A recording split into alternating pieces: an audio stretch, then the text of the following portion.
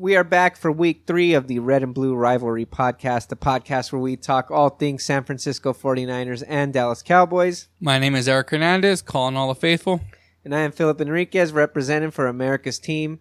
And on this one, we got to preview the big game, the big up-and-coming game. This is all you, man, my 49ers fan. You got the Pittsburgh Steelers this week going up to Frisco. Yep, it's the first game at home, the home opener, and coming 2-0. I am extremely excited.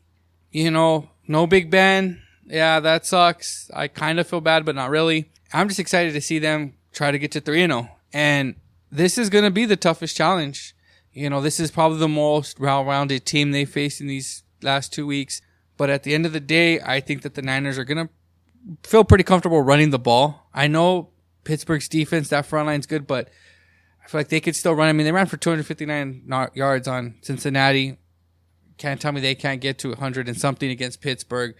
But it'll be interesting, too, is the passing game. Now, I think that's where Pittsburgh's still trying to figure things out, is in their secondary. From what you hear, there is some miscommunication on the field between the linebackers and the secondary when plays, pass plays and stuff. So when it comes to our offense versus their defense, I'm looking to see a lot of George Kittle.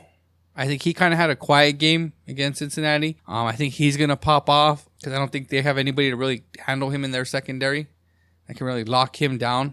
Not very many people do. Yeah. So them very little.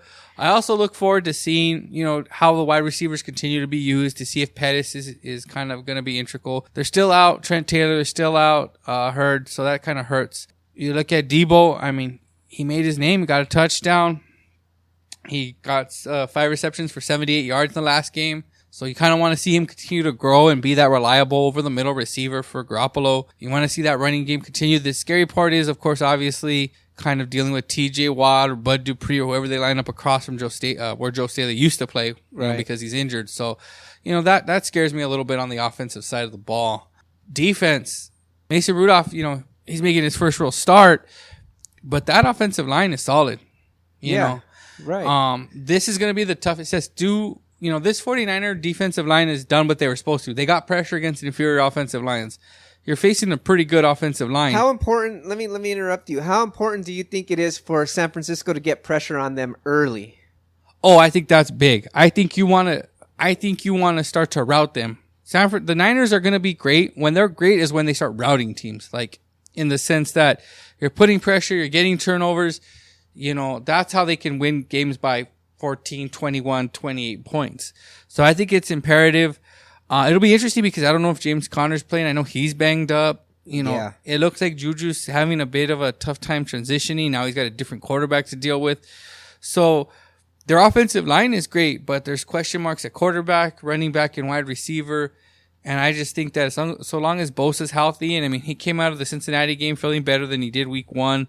So that's all good. I think he'll play. D Ford is still dealing with some injuries. But I mean, the depth, you could take in a guy like Ronald Blair to take his spot or lessen the load. He'll get a sack. You look at the speed that Fred Warner and Quan Alexander have. The secondary, you've got, I don't know where you're going to line up Juju, but you've got Akella Witherspoon is probably our best corner, and then you've got Richard Sherman, who's solid, and is still in a corner that's going to be respected. So really, when I look at this game as a whole, man, I really don't. As long as the Niners don't fall in the trap game, which I don't think they will, I think that they can force Mason Rudolph into mistakes. They can, as long as they can stop the run, make it, long down and distance on third down, they can get after him. Man, I really don't know if Pittsburgh can hang, especially if the Niners start running the ball and they can get off to a start like they did, running the ball like they did last week. I don't know if Pittsburgh can keep up.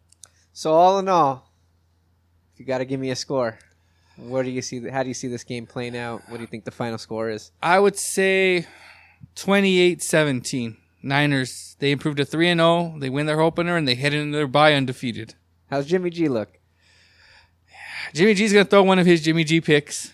All right. Yeah, but I think he'll get close to 300. I think he'll probably end up with like 270, 280.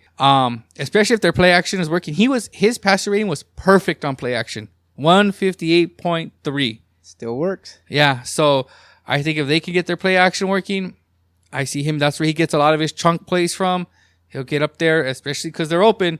And they can run after the catch. These guys, I see him getting like high 2, couple touchdowns. I think they'll run the ball more as far as when they get into the red zone with Jeff Wilson, who seems to be their closer when they get in the red zone. So, yeah, I think Jimmy plays well. Couple touchdowns, maybe a pick, and he continues kind of rehabbing his career and moving forward.